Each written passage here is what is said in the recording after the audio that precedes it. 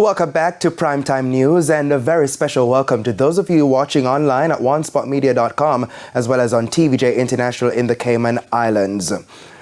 A new DPP first thing Monday morning. That's the plan by the government as it moves to recommend an acting Director of Public Prosecutions DPP tomorrow. The announcement comes on the heels of a Supreme Court ruling on Friday which said the second extension of Paul Llewellyn's tenure as DPP was unconstitutional. Justice Minister Delroy Chuck made the revelation to TVJ News in an interview this afternoon. The government will recommend to the Public Service Commission the appointment of an acting DPP. And when should we expect that to happen? How soon? Maybe first thing Monday morning. But opposition leader Mark Golding is raising concern that the appointment of an acting DPP may be hampered because the term of the Public Service Commission expired on March 31.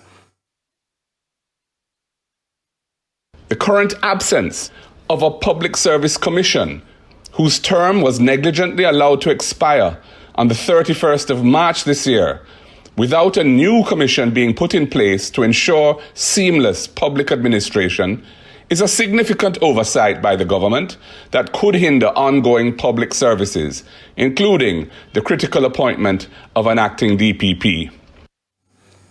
Now, a high-placed government source has told TVJ News that efforts are underway to also appoint a new Public Service Commission on Monday. This would allow for the appointment of an acting DPP.